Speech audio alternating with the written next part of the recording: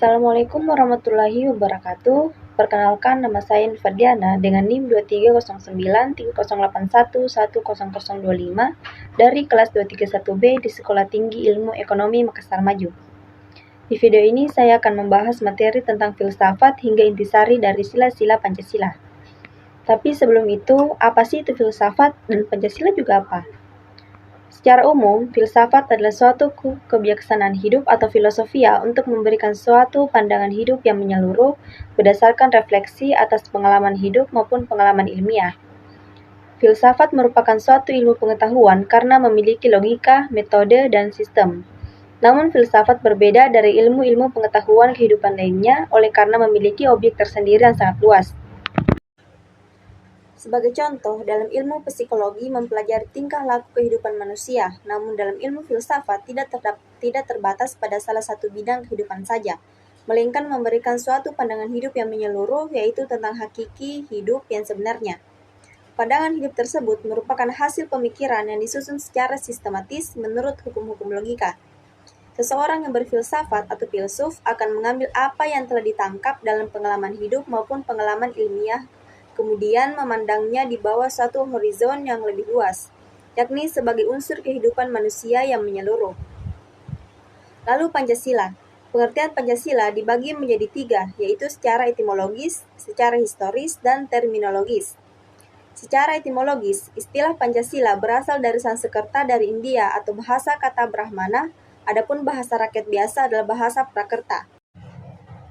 Menurut Muhammad Yamin, dalam bahasa Sanskerta, perkataan Pancasila memiliki 2 macam arti secara leksikal, yaitu panca artinya 5, shila vokal i pendek artinya batu sendi, alas atau dasar, shila vokal i panjang artinya peraturan tingkah laku yang baik, yang penting atau senonoh. Kata-kata tersebut kemudian dalam bahasa Indonesia, terutama bahasa Jawa, diartikan susila, yang memiliki hubungan dengan moralitas. Oleh karena itu, secara etimologis, kata Pancasila yang dimaksudkan adalah istilah Pancasila dengan vokal i pendek yang memiliki makna leksikal atau berbatu sendi 5, atau secara harfiah, dasar yang memiliki 5 unsur. Adapun istilah Pancasila dengan huruf Dewanagari, I bermakna 5 aturan tingkah laku yang penting. Lalu secara historis, pada tanggal 1 Juni 1945, di dalam sidang tersebut, Insinyur Soekarno berpidato secara lisan mengenai calon rumusan dasar negara Indonesia. Kemudian untuk memberikan nama Pancasila yang artinya 5 dasar, hal ini menurut Soekarno atas saran dari salah seorang temannya, yaitu seorang ahli bahasa yang tidak disebutkan namanya. Pada tanggal 17 Agustus 1945, Indonesia memproklamirkan kemerdekaannya, kemudian keesokan harinya, tanggal 18 Agustus 1945 disahkannya Undang-Undang Dasar 1945, termasuk pembukaan Undang-Undang Dasar 1945 di mana di dalamnya termuat isi rumusan 5 prinsip sebagai satu dasar negara yang diberi nama Pancasila. Sejak saat itulah perkataan Pancasila menjadi bahasa Indonesia dan merupakan istilah umum. Walaupun dalam linea keempat pembukaan Undang-Undang Dasar 1945 tidak termuat istilah Pancasila, namun yang dimaksudkan dasar negara Republik Indonesia adalah disebut dengan istilah Pancasila.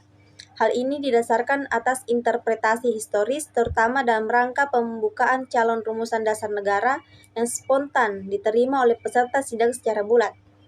Secara terminologis, proklamasi kemerdekaan tanggal 17 Agustus 1945 itu telah melahirkan negara Republik Indonesia. Untuk melangkahi alat-alat pelengkapan negara sebagaimana lazimnya negara-negara yang merdeka, maka Panitia Persiapan Kemerdekaan Indonesia atau PPKI segera mengadakan sidang. Dalam sidangnya tanggal 18 Agustus 1945 telah berhasil mengesahkan Undang-Undang Dasar Negara Republik Indonesia yang dikenal dengan Undang-Undang Dasar 1945. Adapun Undang-Undang Dasar 1945 yang berisi 37 pasal, 1 aturan peralihan yang terdiri atas 4 pasal dan 1 aturan tambahan terdiri atas 2 ayat.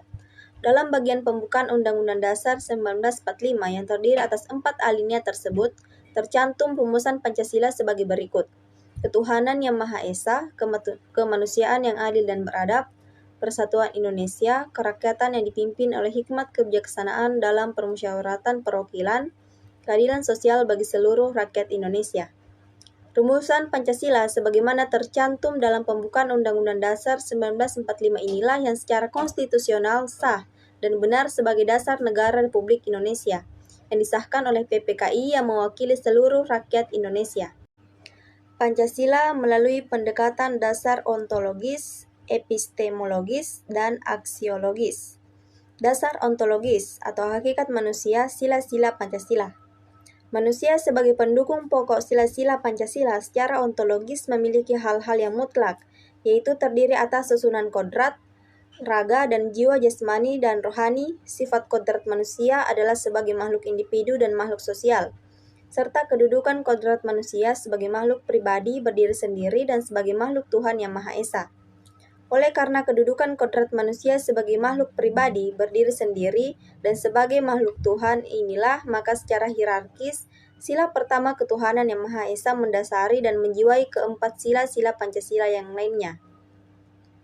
Sila pertama, Tuhan adalah sebagai asal mula segala sesuatu. Tuhan adalah mutlak, sempurna, dan kuasa, tidak berubah, tidak terbatas pula sebagai pengatur.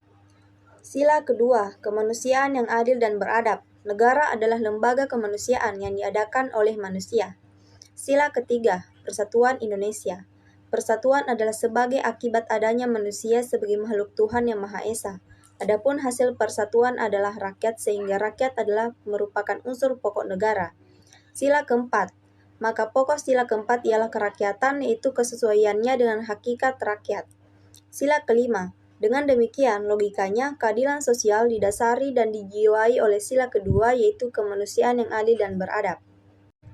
Dasar epistemologis atau pengetahuan sila-sila Pancasila.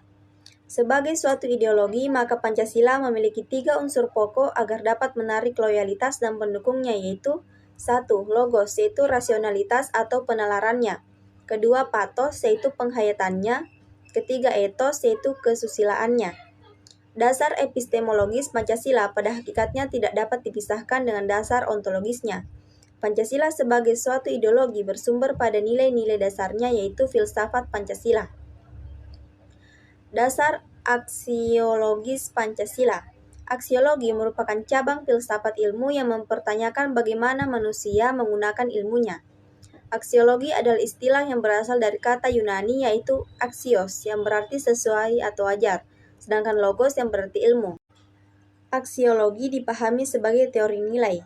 Jujun S. Suryansumantri mengartikan aksiologi sebagai teori nilai yang berkaitan dengan kegunaan dari pengetahuan yang diperoleh.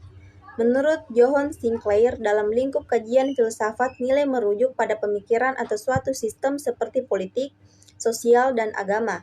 Sedangkan nilai itu sendiri adalah sesuatu yang berharga yang diidamkan oleh setiap insan. Mungkin itu saja yang kita bahas di materi ini, lebih dan kurangnya mohon dimaafkan. Sekian, Assalamualaikum warahmatullahi wabarakatuh.